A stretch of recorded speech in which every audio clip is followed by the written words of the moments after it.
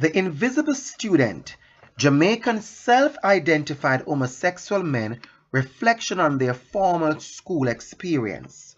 This is a summary of my presentation at the University of the West Indies Schools of Education Conference held in Trinidad, April 2013. I am happy that we can draw from a Caribbean perspective for this ongoing conversation. This is a preliminary discussion as the work is ongoing.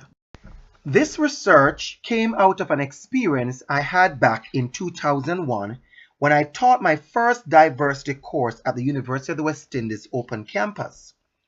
I am aware that there are serious reactions towards the topic of homosexuality in the wider society, but I was not prepared for the things that were said by teachers and teachers in training. It bothered me that these educators would react in such a manner to a population of students that may very well be in their care. I had many questions. What knowledge was being offered to future teachers about students who were labeled or identified as homosexuals? What are the implications for inclusive education? Is education in our school giving access to all? Are we providing for all our students? A final motive was also that I could situate myself and my own lived experience in the research as a student who was effeminate as a child and labeled as homosexual, way before I even understood what the term meant. What are therefore the realities for us as Caribbean educators? Homosexual students are in our schools. Homosexual students live in fear based on cultural expectations and norms. Teachers refuse to challenge homophobic language based on their own religious and moral beliefs in order to avoid controversy and escape being labeled themselves. Many teachers are not prepared to engage in the conversation, and many teachers are unwilling to get involved. Guidance counselors are not prepared, or some are using ineffective methods when dealing with gay students. Homosexual students are being excluded from many formal school experiences, and there is a strong denial at all levels of the education system based on policy and practice. There should be a provision for every child that walks through the doors of our schools, regardless of gender, socioeconomic status, physical or mental exceptionalities, religious affiliation, and sexual orientation. The reality in Jamaica, however, is that we are not providing for all our students. There is a section of our school population that is being excluded each and every day and forced into invisibility, our homosexual students. We must therefore engage and encourage courageous conversations on the topic, increase awareness, and provide a face for the invisible student. The conversation is guided by 4 research questions. How did self-identified Jamaican homosexual men understand the experiences of formal schooling in Jamaica?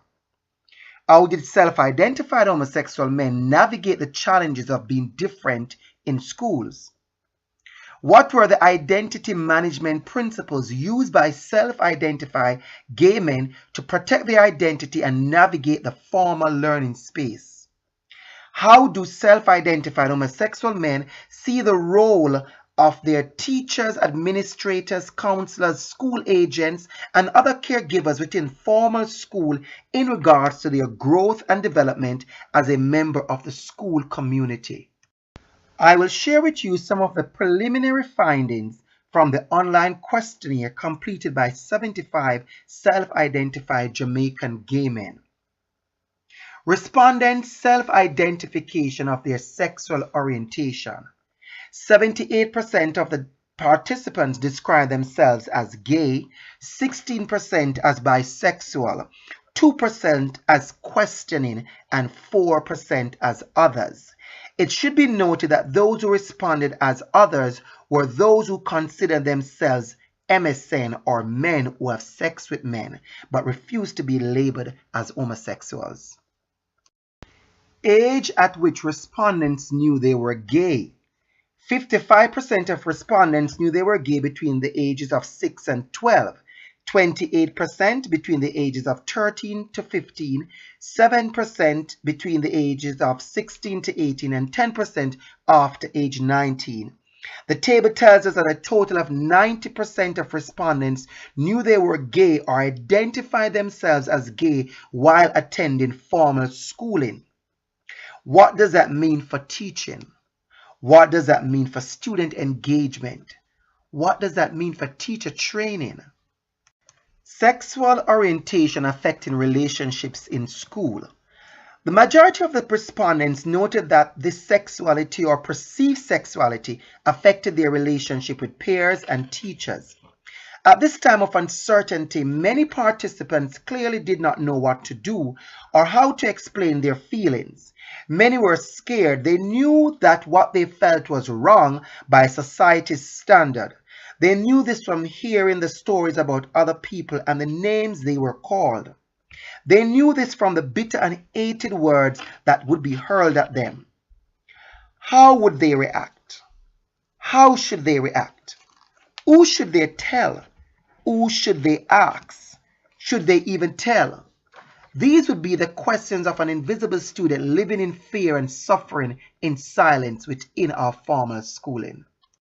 Names given by peers at school. Name calling plays a major factor in bullying in school and one of the main reasons students disengage. 69% of respondents reported to have been called sissy. 80% reported to have been called gal, gal boy, or girl. They were called some of the most derogatory terms being used in Jamaican schools today, such as faggot, battyman, chichiman, fish, and many more. School was confirmed by respondents as the place they felt most hated, discriminated, and excluded. What then are the implications for teaching and learning dynamics with informal schooling? How do we engage all students? How do we protect the vulnerable students among us? People who respondents told about their sexuality. 56% told no one. These young men suffer in silence or seek answers from other peers who are also looking for answers. Is not this the age when we create avenues for our students so they can open to us? Is this not the time during puberty when we encourage our children to allow us to help them to understand the changes in their bodies? Is this not the tender age at which hormones are raging and body changes become questions? Where do the gay students get their answers? Who should they get their answers from? Who should they ask their questions? It must be noted that only 6% of respondents spoke with the guidance counselors, and 38% told their friends instead. How do we create a culture and safe space within our schools so that these students can benefit from the right answers and not suffer in silence? Are there policies and practices within our schools that allow students, all students, to safely ask their questions? Do these students trust us as educators to advocate for them? What does this mean for diversity leadership in our schools? Respondents were asked to list some of the behaviors they engage in during school in order to protect themselves and navigate formal school life.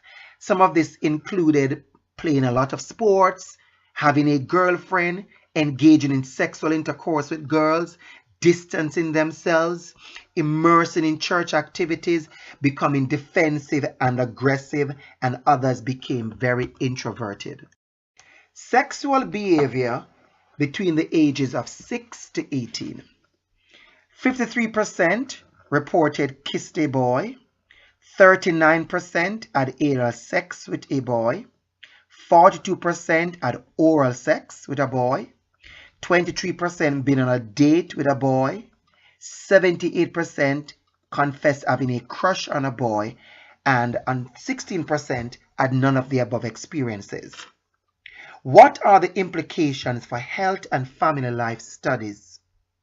What are the implications for sexual health education and the sexual health curriculum? Will the majority of our guidance counselors continue to ignore the reality in our schools? 34% of respondents felt like their teacher or other school agents did not understand who they were or knew how to support them. Many of the respondents firmly believed that teachers knew they were gay but stayed away from the issues or would not help them. They believed that teachers feared being labeled as gay themselves or protecting or encouraging gay students. What then are the implications for educational policy, educational leadership, teacher training, and curriculum development? With educational policy, we must look at inclusion in our schools, access and provision, and examine the rights of the child. In education leadership, we examine leadership in a diverse educational environment. What does that look like? Advocacy leadership. And we look at law and ethics within our schools. Teacher preparation program. How do we prepare our teachers to teach all students?